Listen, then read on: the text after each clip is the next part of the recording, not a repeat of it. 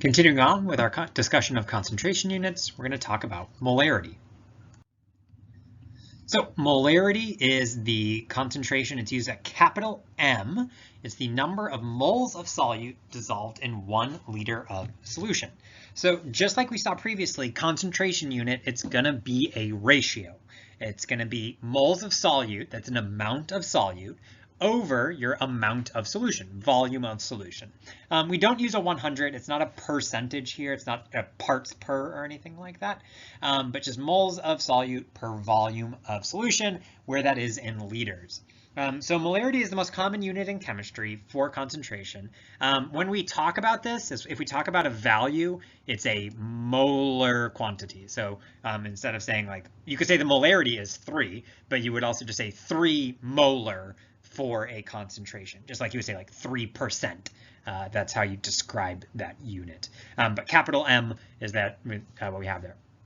You will note when we're talking about the volume of solution, it does need to be liters. It can't just be any volume that we want. It can't be milliliters. It can't be gallons. It can't be anything else. It has to be liters. Molarity is a made-up unit. This has no real natural or physical basis, and so we've just decided it's going to be volume in liters. The reason why we choose liters is that it gives reasonable numbers.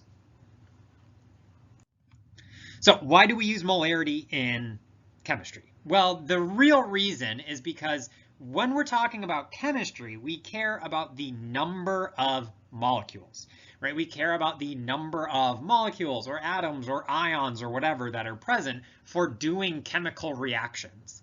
And so for a given molarity, say 2 molar, you are guaranteed to have the same number of molecules for a given volume. So for example, I could have 4 molecules. If this, whatever molarity this is, I could have 4 molecules of my orange, 4 molecules of my blue, or 4 molecules of my red and yellow. Whatever it is, it doesn't matter what the compound is. It doesn't matter how big the molecules are, how many, if they're ions, if they're molecules, if they're atoms, the concentration at a certain molarity, we have the same number of particles floating around in solution. For a given solute, for example, the blue solution, if I do have a higher molarity, I'm dealing with a higher number of molecules. So, for a given solution or a given solute, it still works in the same way as normal molarities, but really that top row is why we use molarity in the context of a chemistry, because we care about the number of solutes. Generally, we make solutions to do chemistry, which is doing reactions. We care about the number of molecules because that's how chemistry happens, by number. All right, 400 milliliter solution contains 56.3 grams of sulfuric acid, which is H2SO4. What is the molarity of the solution? This is a very common problem. You have made a solution. It's a 400 milliliter solution. You put 56.3 grams of sulfuric acid in there. What's the molarity? You want to characterize a solution you made. You want to know the concentration. What's the molarity? All right, we want to know what is the molarity of the solution. And again, molarity is a concentration unit. We really want to be mindful. If we just know the names of the concentration units, we're always going to be able to come up with the fact there's an equation.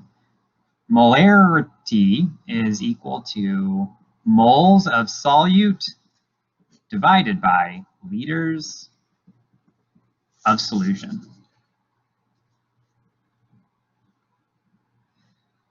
And so if we have those values, we could plug them in. When we're looking at this, when we're faced with this, 400 milliliter solution contains 56.3 grams sulfuric acid. We want to think about, again, what's the solute, what's the solvent? When we talk about a solution containing something, the sulfuric acid, that almost always implies it's the solute.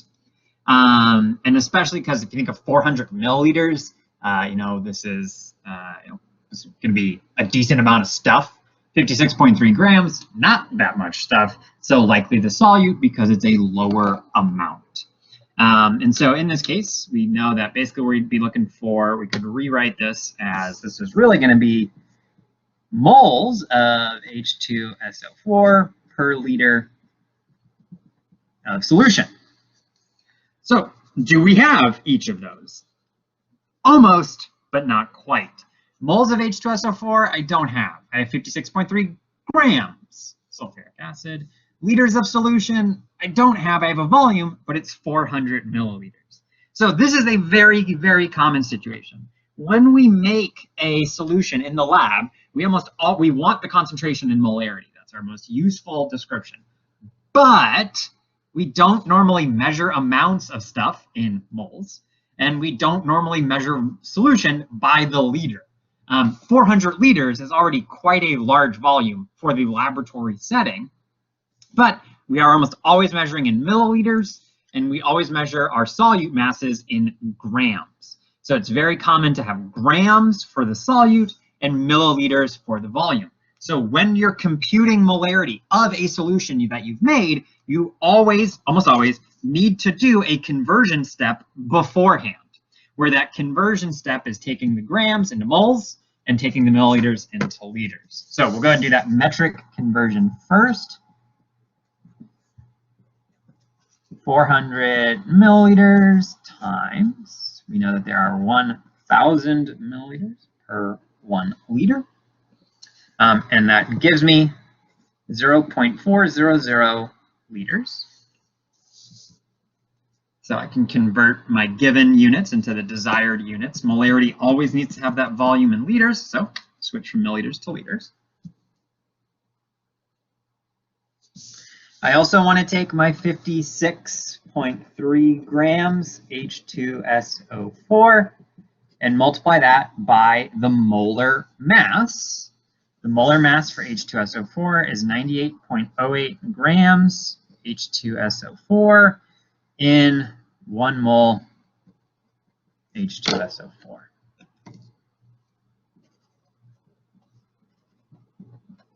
Molar mass, you can compute it using those values in the periodic table, adding them up, or you can also just look up the molar mass of sulfuric acid.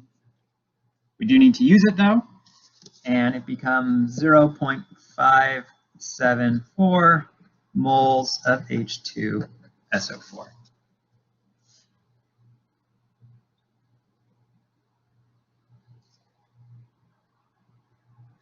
Now that we have our target units, we can plug them all back in.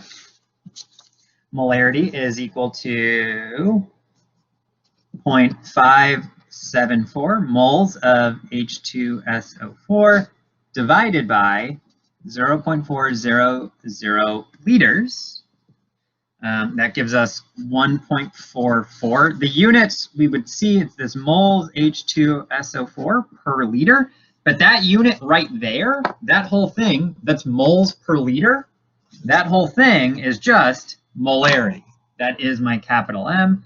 So my answer is 1.44 molar. And normally we would write the solute after that. So we would say that this solution is 1.44 molar H2SO4 sulfuric acid.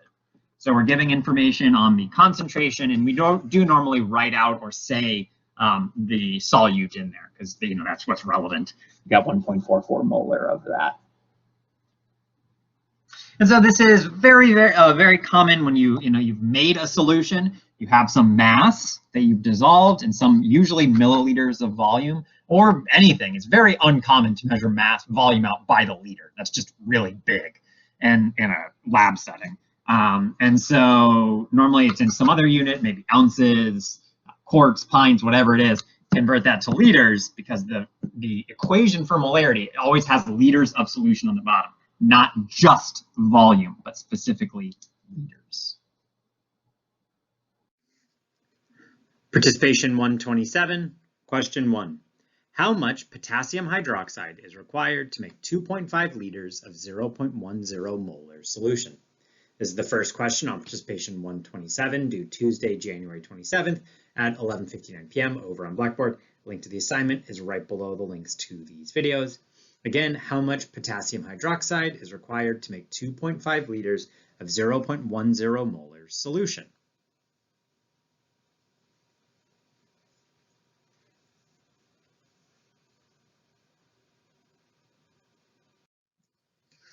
All right, that was our first question for participation 127. Got a number of videos left If you're looking for more questions, see you in the next video.